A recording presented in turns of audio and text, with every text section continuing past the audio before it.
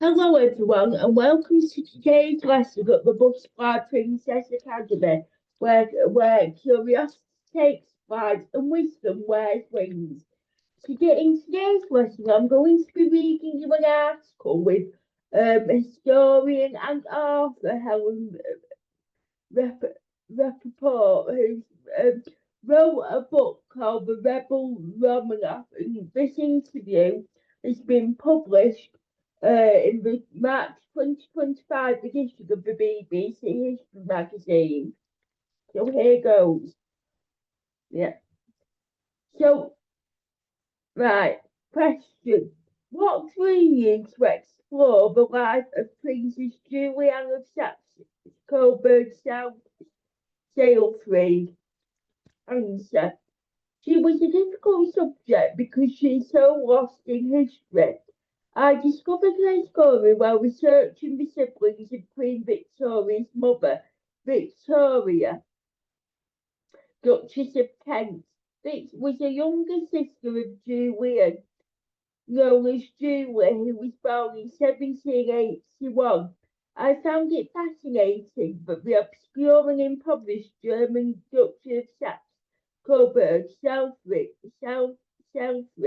produced so many children who made strategic, significant marriages. Julie's best-known siblings were Leopold, King of the Belgians, whose first marriage was to Princess Charlotte of Wales, and Victoria, who married the Duke of Kent in 1796. Julie made an impressive marriage to Grand Duke Konstantin, the brother of the future Alexander I. If the couple had not divorced, Julie would have become Empress on Alexander's death in 1825. Yet she has been almost completely overlooked by history. Question: What did this family play? Why did this family play such a major role in the shaping post-Napoleonic Europe? Answer: What distinguished the clan was their ambition. Augusta. People often talk about Queen Victoria's prowess as a matchmaker, but her grandmother Augusta was the Pennings, wedded to the impoverished Francis, heir to the Duchy of Saxe-Coburg Selfridge. She faced a dire situation. The family coffers were empty. To address this, she set about strategically marrying off her children to the dukes, princes, and princesses to secure back their futures and the family's standing. And her efforts began with Julie. In 1795, Catherine the Great of Russia sought a bride for her second grandson, Grand Duke Konstantin Pavlovich. German princesses were especially favoured, and Catherine's emissary, Baron Rodberg, came to Coburg.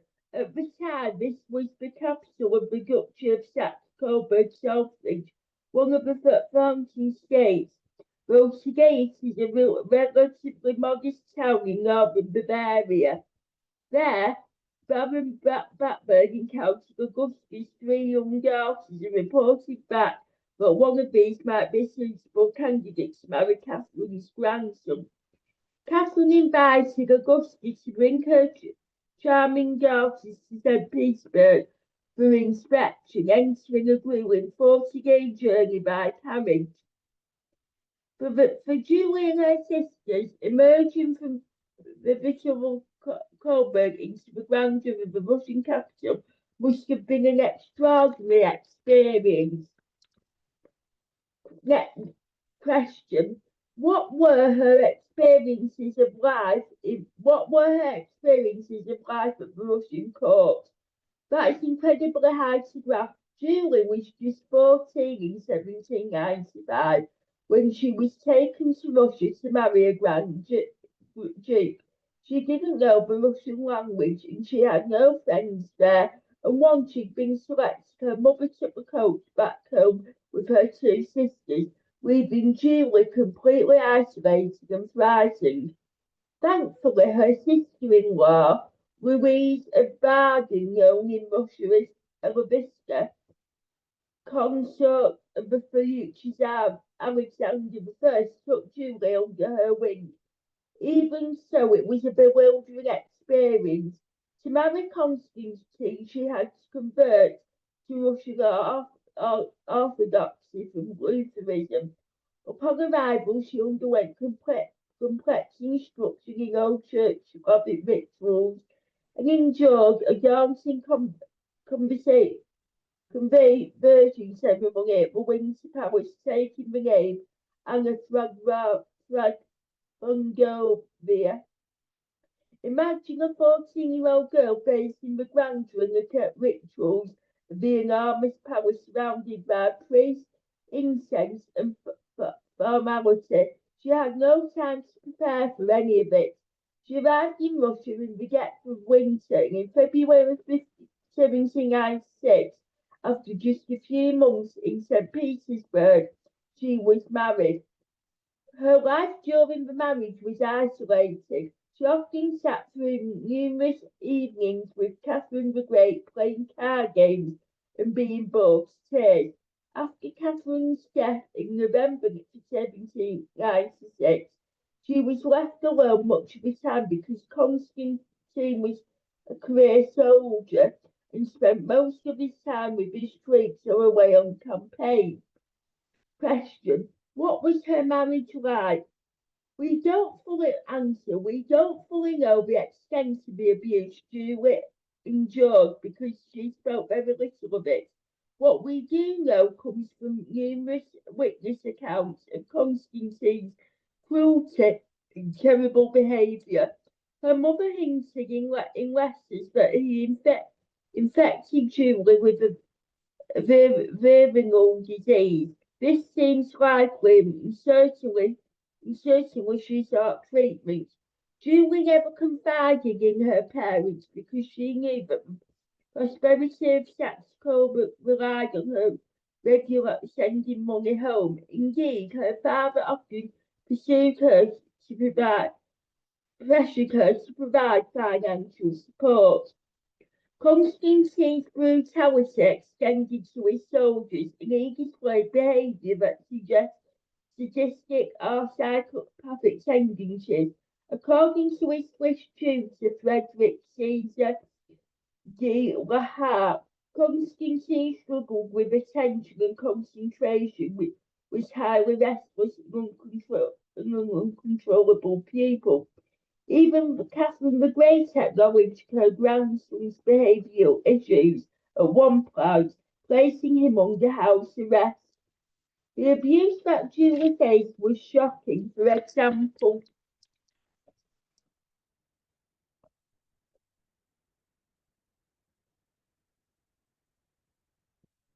knowing that she was afraid of him, Konstantin once locked her in a room and had servants open a cage full of animals, leaving her screaming in terror. Such actions are far from normal behaviour, and other instances of his cruelty are detailed in the book. However, though Konstantin had a deeply disturbing personality, there were also moments of kindness and gentleness. He later remarried and reportedly had a happy marriage with his second wife. However, it seems unlikely that Julie ever experienced the softer side of him. Question: Julie determined to escape. Julie determined to escape her marriage. How did her quest for autonomy compare with that of other noble women of the time? Answer: it was extraordinary. How many women dared to escape a marriage twice, especially during that period, and a marriage to a Russian Grand Duke at that? I can't think of any other young brides who didn't just grin and bear it or lie back and think of England, so to speak. Many women of that period were married off into dreadful dynastic unions, often desperately unhappy, with no choice but to put up with it. Julie was different, strong-willed and determined. Konstantin made her life miserable within months of the marriage, and in 1799 she pleaded to visit her stepmother in Coburg, eyeing an escape. Konstantin was away campaigning in Italy, so Tsar Paul II, first son of Catherine the Great, allowed her to go. However, she was condemned to return later that year. The man Even her own family insisted that she go back to Russia for the sake of their honour. They feared losing the financial support they received from the Romanovs if she didn't return. Heartbroken, she compiled and endured more years of unhappiness until Paul's murder in 1801. After that, Julie appeared to her brother-in-law Alexander Pavlovich, who became Tsar Alexander I. He granted her permission to leave on condition that she lived quietly in Coburg. She compiled a bit briefly before moving to Switzerland. Question: did her broken marriage cause a scandal? There were rumblings at the Russian court, and some suggested, well, I think it's likely, that she was having an affair by the time she left. The evidence is thin, but her misery was palpable, and Konstantin had countless mistresses. Rumours of a lover persisted, but defiant proof has been elusive. When she did leave Russia, it was very, very quietly. She simply climbed into a carriage with a couple of ladies in waiting and departed. In any case, Russian people had little knowledge of Julie. During her time there, she had been confined to a winged palace, the Marble Palace, or sometimes, worst of all, the Great Palace at Gratcha, 28 miles southwest of St. Petersburg, where she had endured the harsh ballistic ray of Tsar Paul. Question: what can you tell us about the world in which Julie lived? Answer: Julie grew up during a tumultuous period in Europe marked by the aftershocks of the French Revolution and the rise of Napoleon. Her family held the rights to Saxon-Coburg sovereignty and were directly impacted by the Napoleonic Wars. During the conflict, they retreated to their modest residence in Salford, about 30 miles southeast of Coburg, where in 1806 a major battle was unfolding in the valley below.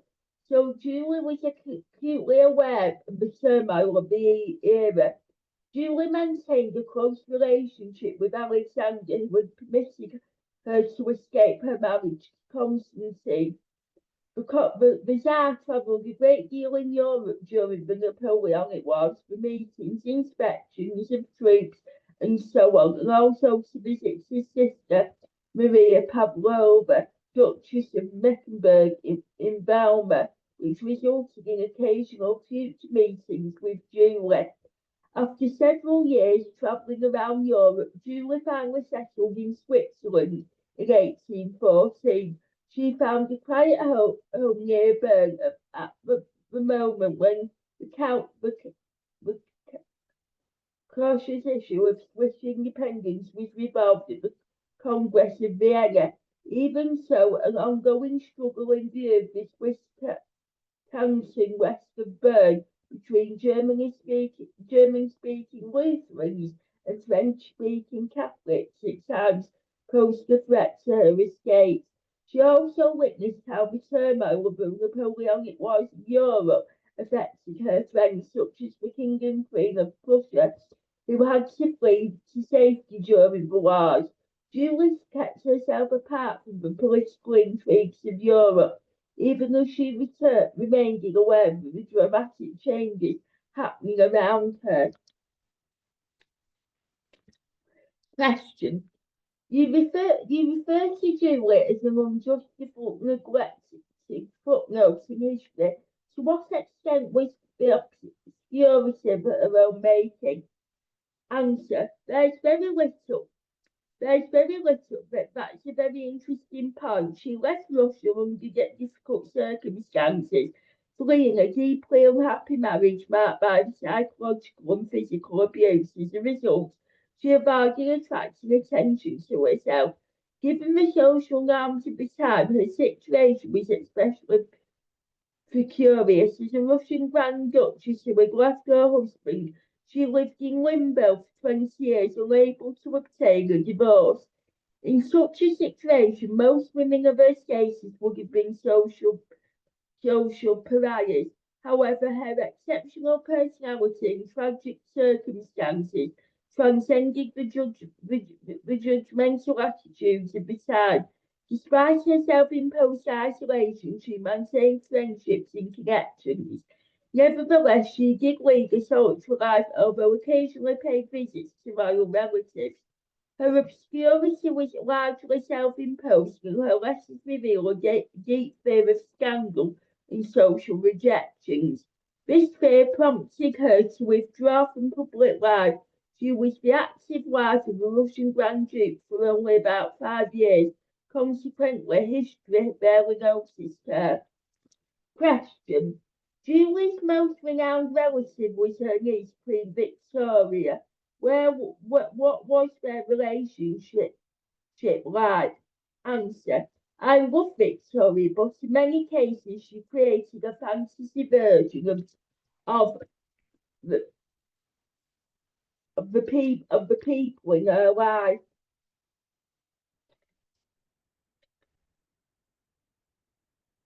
The people in her life, including Julie. Victoria didn't know her aunt particularly well, though she knew the basics of her tragic story and had seen her in portraits. In fact, Victoria commissioned the last portrait of Julie, painted by Franz Xavier Waltmeyer in 1848 as a gift for the Queen's mother, Victory. I gather that the painting is now at a high game in the possession of Charles III.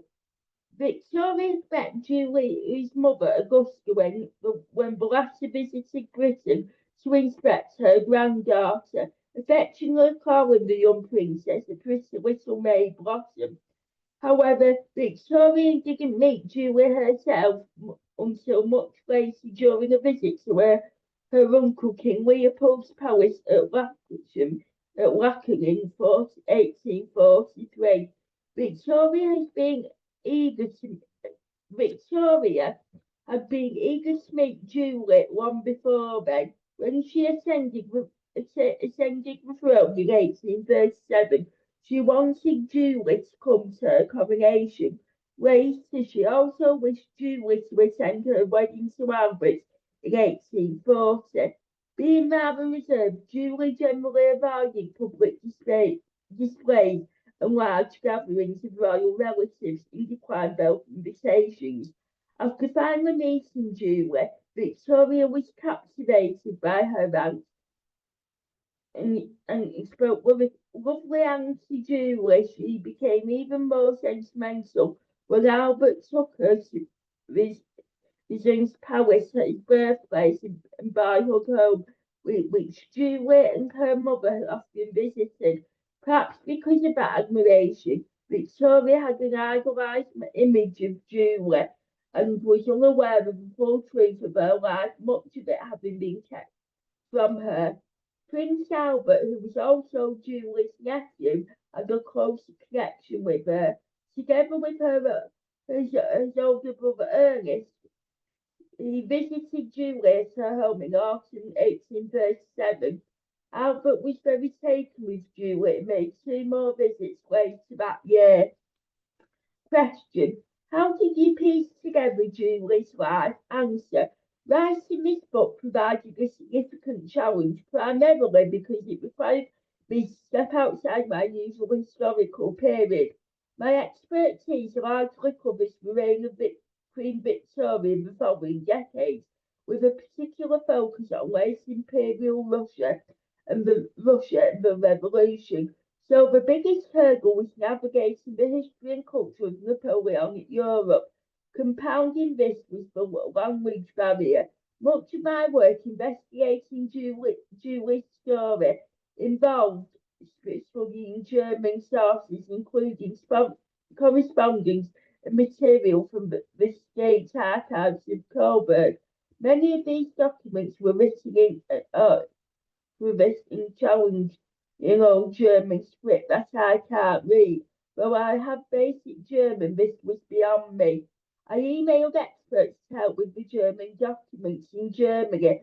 Joseph Dresden retrieved materials from which has an narrator complex cataloguing system. In the UK, Oliver Walton, an expert in historical manuscripts, translated letters.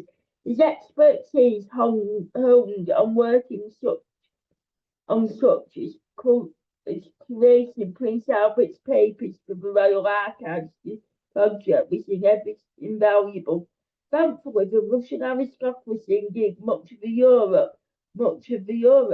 European aristocracy at the time, used French as their primary written language.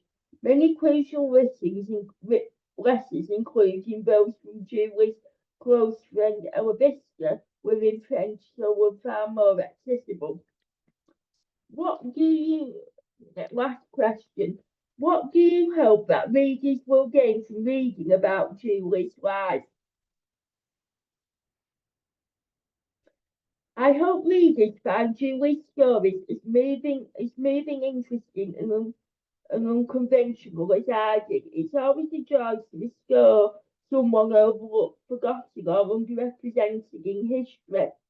I spent more than 20 years chasing down the story of Mary School before I wrote about it, and other subjects have proved just as elusive.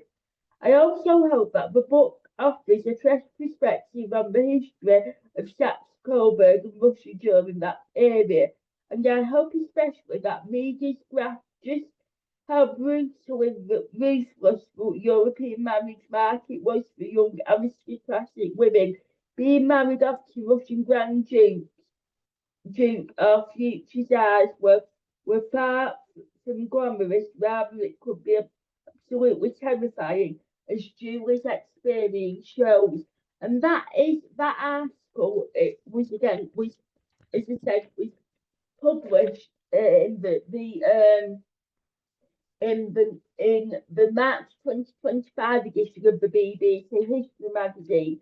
Now, Helen Rapport is like I said, a historian and author, and she isn't just the author of this latest book entitled Words of the Rebel Romanov.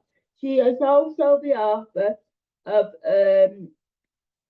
Eckenberg, The Last of the Romanovs, that was published in 2008, and after the Romanovs, Russian exiles in Paris between the wars, and that was published in 2022. So now that I've read you the article, I'm going to talk about some historical and cultural analysis. So here goes. Bear with me while I get the notes up.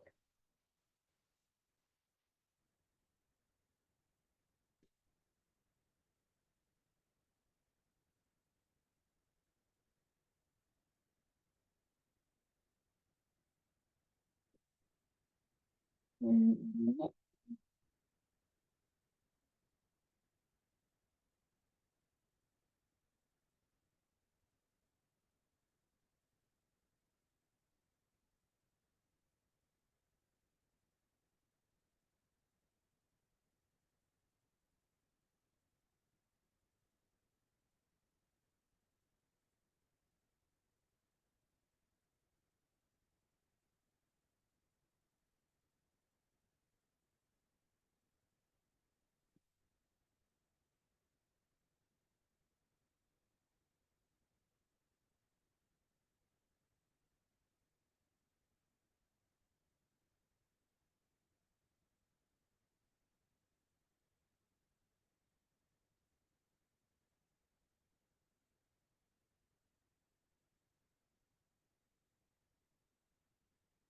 So here goes.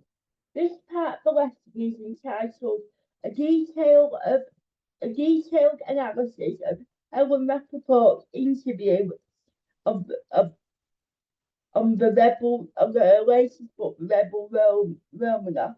Like I said, this interview was published in the BBC History magazine, March 2025 edition. So here, introduction.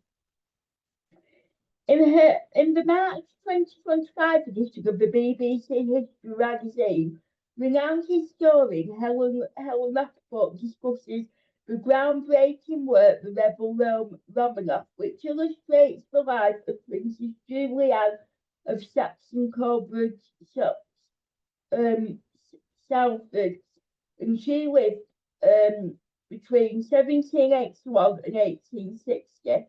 She was a German noblewoman whose defiance against her abusive marriage to Grand Duke Konstantin Pavlovich of Russia challenges traditional narratives of 19th century royalty.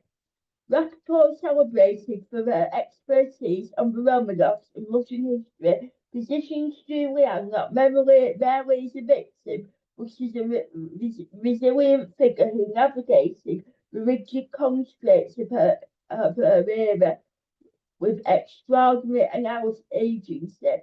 This part of the lesson analyses Rappaport's insights contradict Julian's struggle within the social political landscape of Imperial Europe and evaluates the historical significance of the Rebel Romanov. So here goes. Historical context, royal marriages and gender dynamics. Rappaport underscores that Julian's story is emblematic of the paradoxes faced by royal women in post-Napoleonic Europe. Marriages among nobility were strategic tools for cementing alliances, often disregarding personal welfare. Women, politically instrumentalized, were expected to endure marital hardship silently to preserve dynastic reputation. The Saxe-Coburg family, minor German royalty, leveraged marital connections to ascend into Europe's prominences. Julian's siblings included King Leopold III, First of Belgium, and the Duchess of Kent, mother to Queen Victoria. Her 1796 union with Konstantin, Tsar Paul's second son, was engineered to strengthen Russian-German ties, yet it pushed Julian into a volatile Romanov court marked by intrigue and brutality. Rappaport's interview reveals harrowing details of Julian's marriage, drawing from previously overlooked correspondence and court records. Konstantin, a mystical figure and with documented sadistic tendencies, subjected Julian to physical and psychological abuse. Rappaport describes how Julian's letters to her family, initially censored by Romanov censors, later surfaced in Saxon archives, depicting her despair and isolation. Isolated in St. Petersburg opulent prisons, Julian faced scrutiny from a court indifference to her suffering. Rappaport argues that the Grand Duke's behaviour reflected broader Gnostic masculinities within the Romanov dynasty, where power often manifests as domination over women. The crux of the Rebel Romanov lies in Julian's adopted 1801 escape, a feat Rappaport reconstructs through diplomatic dispatches and eyewitness accounts following Tsar Paul's first assassination. Konstantin's political influence waned, enabling Julian to flee her family in Germany under the guise of a health retreat. Rapport highlights the logistical peril of the act. Julian navigated strict travel restrictions, relied on sympathetic aids, and abandoned her infant daughter, Alexandra, to secure freedom. A decision underscoring the agonising choices forced upon abused women. Her flight report search was a rebellion against imperialism, challenging the notion that royal women were passive victims. Julian's escape had profound repercussions, stripped of her Russian titles and barred from seeing her daughter. She rebuilt her life in Germany, remarrying into minor nobility and advocating for women's education. Rappaport's contrasts Julian's resilience with the tragic fate of other Romanov women, suggesting her story offers a rare petulance of successful resilience. However, Julian's legacy was obscured by Romanov historians who either vilified her as a deserted mother or erased her from narratives to protect the dynasty's image. Rappaport's interview emphasises her methodical rigour blending with feminist spirit to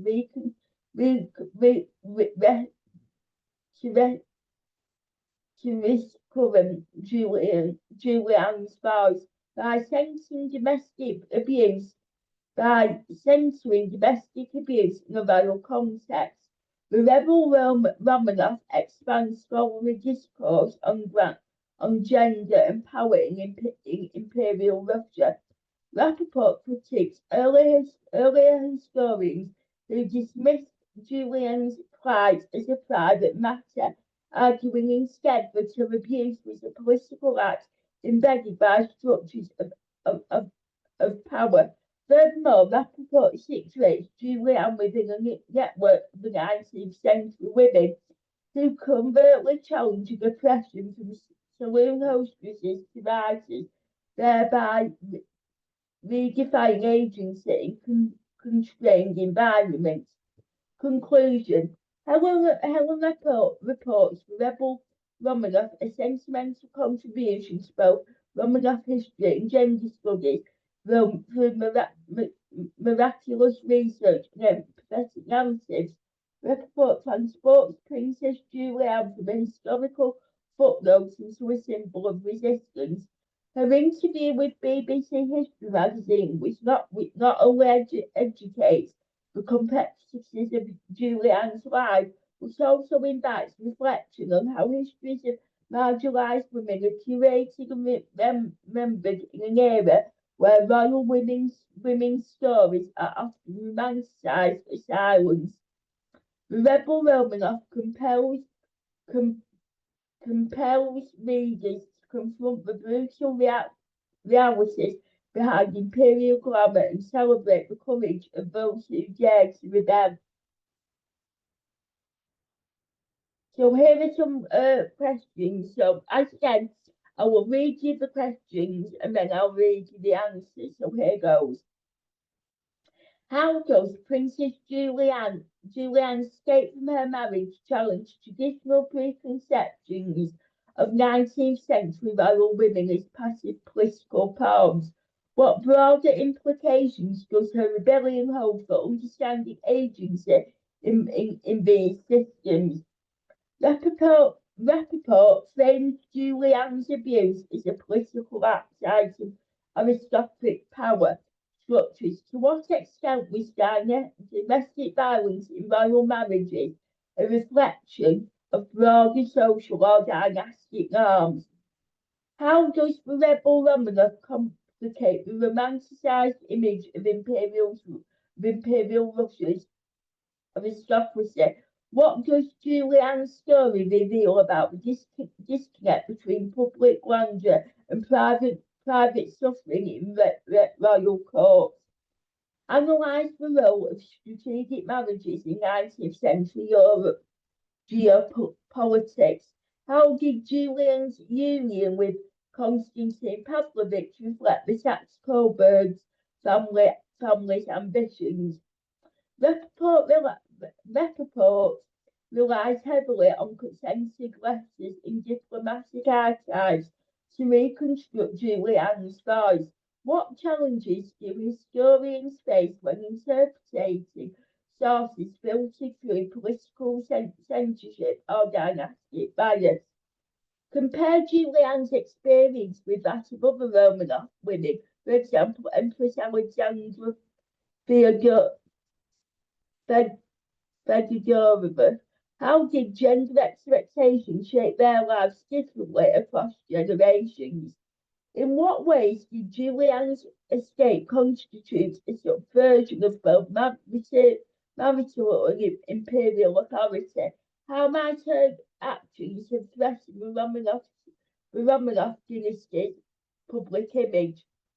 Rapport suggests Konstantin's brutality was enabled by toxic masculinity within the Romanov court.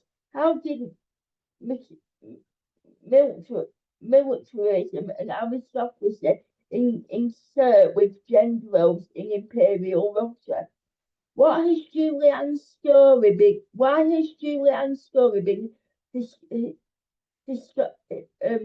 historically marginalised, and how does Rapport's feminist lens recover her significance? How does the Rebel Romanov contribute to the growing field of micro-history? What advantages does focusing on the obscure figures like Julie Anne compared to studying monarchs or major political events? Rapport critiques earlier historians for dismissing Julie Anne's abuse as a private matter. Why have domestic issues in royal histories often been neglected, and how does censoring them reshape historical narratives? To what extent can Julie Anne's story be viewed as part of a broader transitional history of women resisting oppression in pre-modern Europe? How might Julie Anne's advocacy for women's education in her post-Romanov life reflect evolving gender discoveries in early 19th century Europe? In modern contexts, how do stories like Julie Anne's inform discussions about power imbalance in high-profile marriages or institutions? What lessons does the Rebel Romanov offer to contemporary historians seeking to amplify marginalised voices in traditionally male-dominated historical narratives? Right, so here are the answers. Julie Anne's defiance disrupts the stereotype of royal women as passive instruments of domestic strategy. While most aristocratic brides endured loveless or abusive marriages to uphold political alliances such as Marie Antoinette, Marie Fedorova, Julie Anne's escape, a logistical and diplomatic gamble, demonstrated unprecedented agency by prioritising self-preservation and dynastic duty. She rejected the notion that royal women's bodies and lives were more in geopolitical games. Her actions underscore that even within rigid systems, marginalised individuals could exploit moments of political inability, i.e., Tsar Paul I's assassination to reclaim autonomy. Rapport positions Julie Anne as part of a prior to transitional tradition of resistance among noblewomen such as Caroline of Brunswick, who publicly opposed George VI, or who navigated similar constraints. So, Konstantin's violence was not merely personal cruelty, but a performance of imperial authority. As a military commander and heir providence, his dominance over Julie Anne reinforced the Romanov's image of unchecked power, where even foreign princesses were subject to Russian absolution. Rapport argues that dynasties like the Romanovs used marital control to assert sovereignty over foreign elites, ensuring their complacencies as political proxies. Julian's abuse was mirrored the state's treatment of isolation, censorship, and physical coercion. This system exploitation of women's bodies to project strength reveals how aristocracy rental private life, blurring the line between the personal and the political.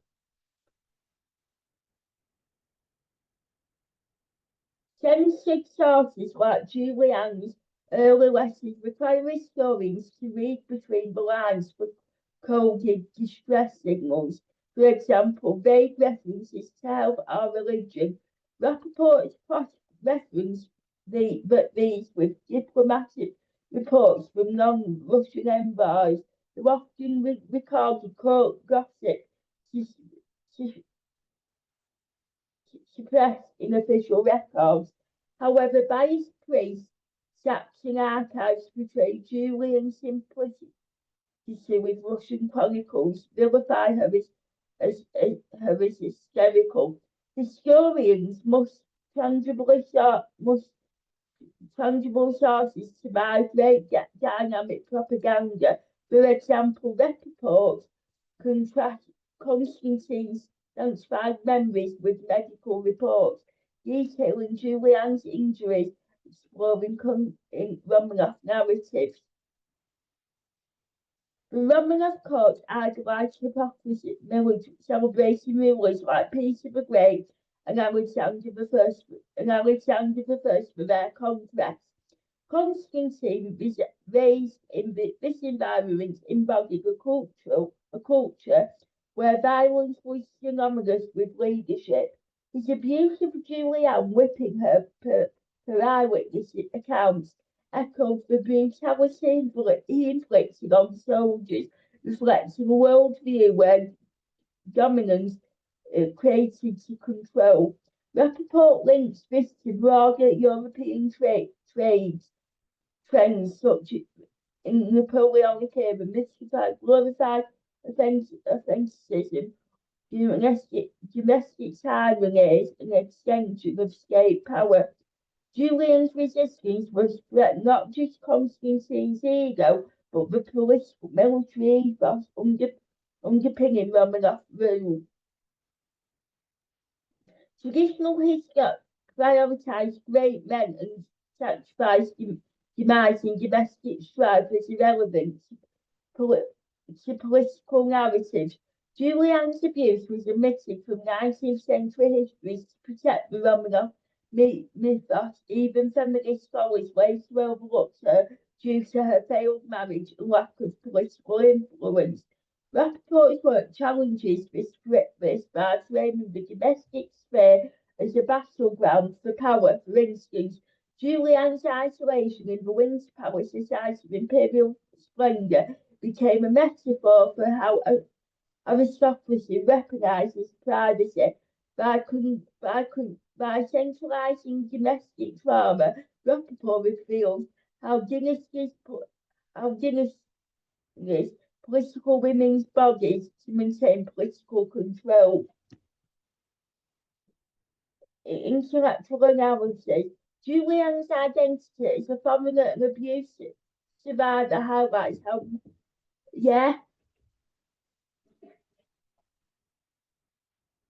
no, you'll have to tell me later.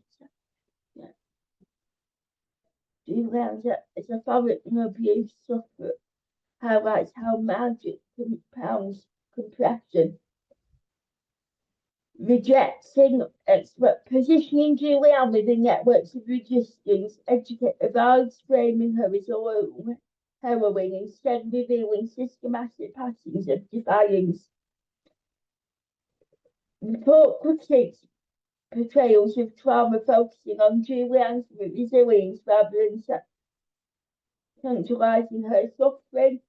Modern historians can apply this approach to figures like Empress Elizabeth of Austria or Princess Diana, whose struggles with institutional oppression resonate with Julian's story by interrogating power structures that silence marginalised voices. Rebel Romanov emphasised how history can be both rigorous and restorative. So here are some rhetorical questions. What does it mean for a 19th century princess to reclaim her humanity in a world that values her only as a dynastic pawn? Can we call Julianne's escape a rebellion if survival, not revolution, was her only goal? How many women like Julianne endured silent suffering to preserve the illusion of imperial perfection? Was Konstantin's brutality merely personal cruelty, or was it the inevitable product of a system that equated power with domination? Can a royal marriage ever be truly private when it serves as a stage for political theatre? What does it say about empire that Julian's body became a battleground for Russian German alliances? How many stories of resilience have been buried under the grand narratives of kings and conquerors? Why do historians of monarchy so often turn away from the bruises beneath the jewels and gowns? If Julian's voice survived censorship, what voices have we lost to the archives of silence? Can a woman who defined an empire ever truly escape its shadow? What does it mean to call Julian a rebel when her defiance was erased from history for centuries? Is remembering Julian's story an act of justice or merely a footnote to the Romanov tragic saga? Can we ever separate the historian's empathy from the cold facts of abuse and survival? How does retelling Julianne's story challenge the myth that history is always written by the victors? What responsibility do historians bear to amplify the whispers of the marginalised over the raw and the powerful? So here are some insights.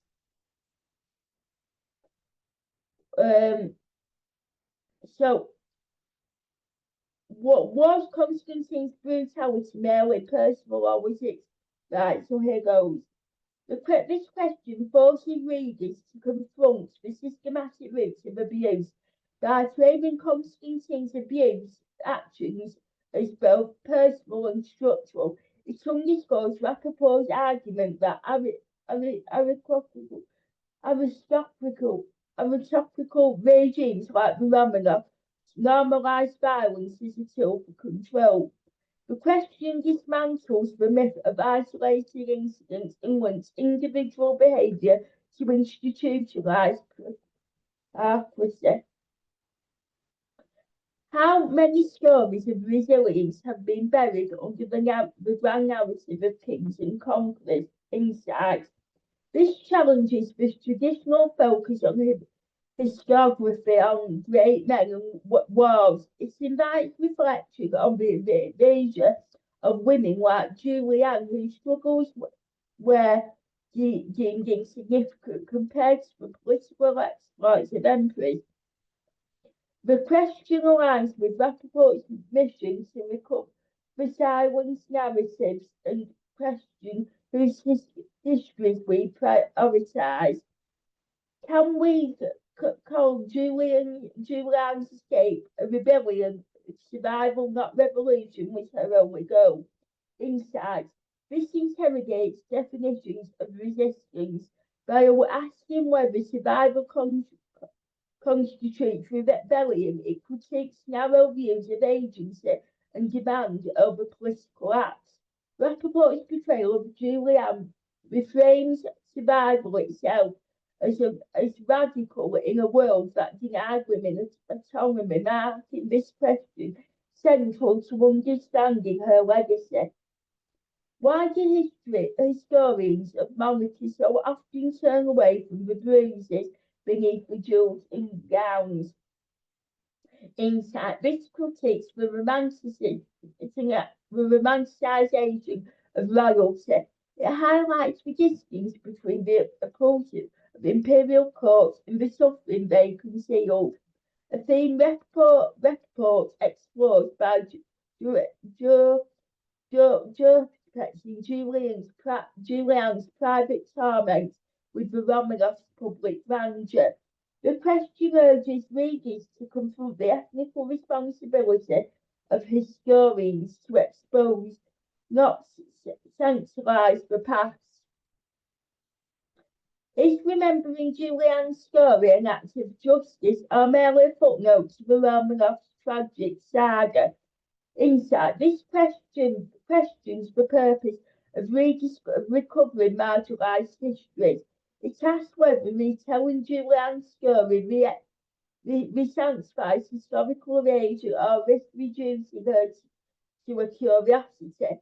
Rapport's work argues for reformer, positioning Julian as a lens through which to re-examine power dynamics, making the question on historiography itself. What responsibilities do historians bear to amplify the whispers of the marginalised over the roar of the powerful? The insight. This addresses the moral stakes of historical storytelling. It echoes Rapport's mythology which prioritises empathy and rigour in reconstructing Julian's experience. The question challenges scholars to consider whose voices they elevate and why, tying into broad debates about objecting and advocacy in history.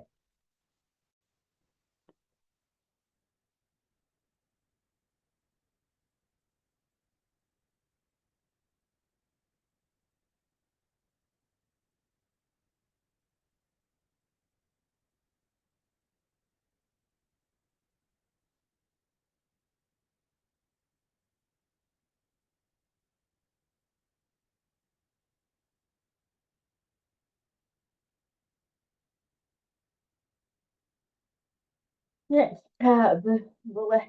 Next part. Helen Rapport for Rebel Romanov 2025 and her accompanying BBC history interview offer a revolutionary exploration of Princess Julian of Saxe-Coburg, Shelford, a figure long overshadowed by her infamous Romanov in-laws.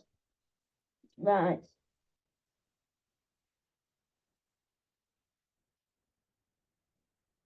Reclaiming a forgotten life. Julian, later known as Grand Duchess Anna from Rebel, was thrust into history at age 14 when Catherine the Great orchestrated her marriage to Grand Duke Konstantin Pavlovich, a grandson with a notorious temper. Rapport frames this union as a geopolitical gambit. Julian's impoverished Coburg family saw the match as a glittering dynastic coup, while Russia sought to strengthen ties with German states. Yet Julian's story diverges sharply from Catherine's own ascent. Her marriage became a prison of psychological and physical abuse. Rapport's interview emphasises the challenges of reconstructing Julian's voice as much of her correspondence was destroyed. Instead, she draws on court records, diplomatic archives, and accounts from contemporaries like Alexander I's portrait of a woman trapped between imperial ambition and personal survival. The autonomy of abuse and defiance. Constantine's cruelty, locking Julian in mouse-infested rooms, publicly humiliating her, is depicted not as an autonomy, but as a product of a system that normalised male dominance. Rapport argues that Julian's suffering was an embodiment of royal women's plight, pawns and political machines. Yet Julian's escape in 1801, orchestrated under the guise of visiting her ailing mother marked a rare act of agency. In her BBC interview, Rappaport highlights the social backlash Julianne faced. Her family pressured her to return to Russia, fearing financial ruin, while European courts scorned her as a social pariah for abandoning her role. The book underscores the hypocrisy of a world that male conquest but vilified women who sought autonomy. Post-escape, Julian's life in Switzerland became a study in regeneration. Rappaport details her intellectual saloons, affairs, and two illegitimate children, whom she was forced to relinquish to argue that Julian traded luxury for liberty. Her eventful annulment in 1820, granted by Alexander I, is framed as a triumph over imperial authority. The BBC History interview expands on Julianne's influence. Her Coburg siblings leveraged her Russian ties to secure royal marriages across Europe, including the lineage leading to Queen Victoria. Rappaport notes that the irony that Julianne dismissed as a scandal helped elevate her family's status while being erased from their success narrative. Rappaport work challenges traditional Romanov, which often fixates on the dynastic tragic end. By censoring Julianne, she exposes the bruises beneath the jewels, the violence and exploitation underpinning imperial glamour. Reviewers praise her ability to balance scholarly rigour with vivid storytelling, though some critique the descriptive passages necessitated by archival gaps. In her interview, Rappaport defends these imperative lapses necessary to amplify whispers of the marginalised. She positions Julianne's story within broader debates about historical memory, asking, can a woman be who defined an empire ever truly escape its shadow? The Rebel Romanov is ultimately a feminist revision of 19th century history. Rappaport reframes Julianne not as a victim but as a pragmatic survivor who navigated limited choices with remarkable resilience. Her decision to prioritise self-determination over duty, a radical act in an era of rigid gender norms, resonates with modern discussions of agency and trauma. Conclusion. Helen Rapport's The Rebel Romanov, her BBC History interview, collectively restored Julianne of Saxe-Coburg to her rightful place in history. By interrogating the intersections of power, gender and silence, Rappaport not only illuminates one woman's struggle, but also critiques the system that sought to erase her.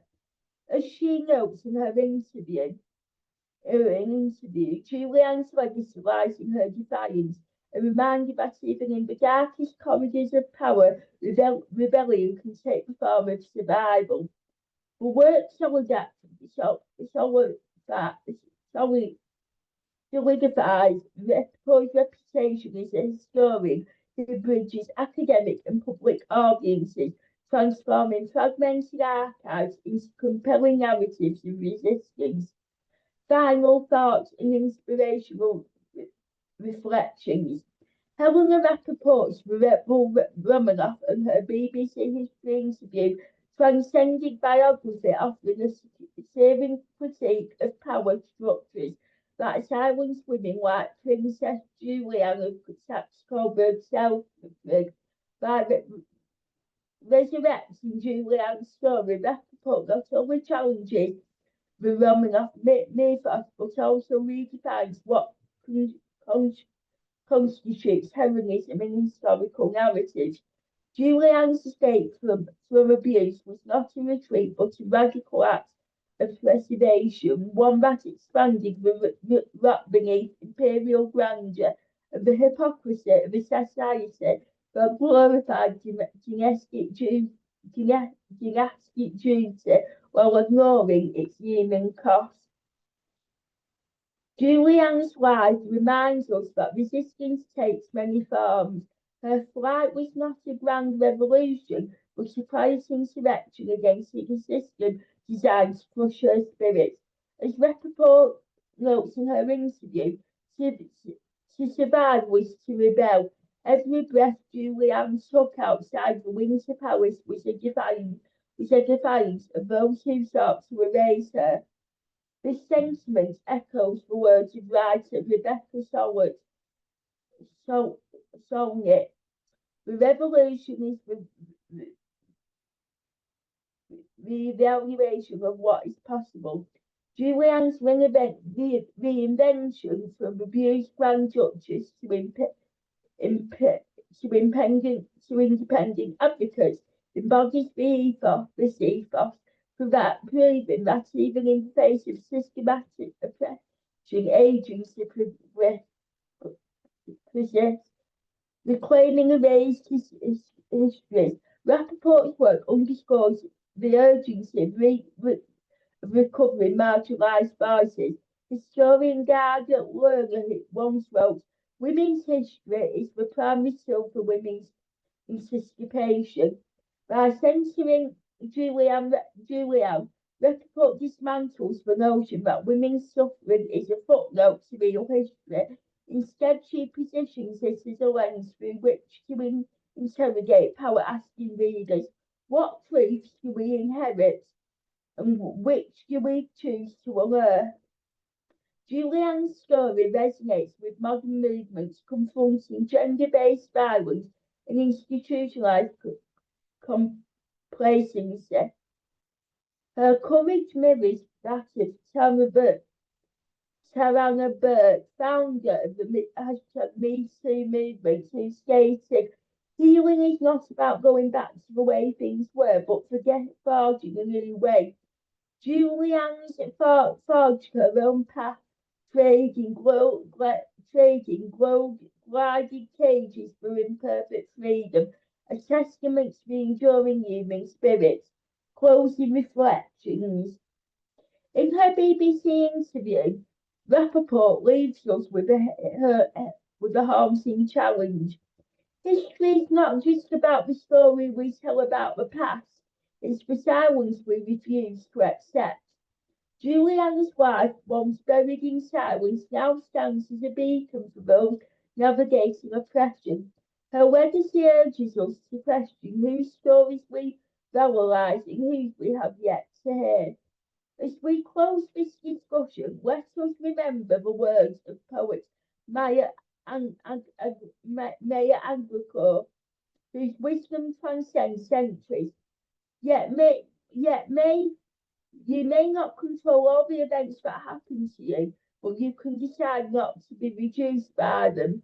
Princess Juliana, in her defiance in survival, was never reduced. She was transformed, and in that transformation, she transformed history itself.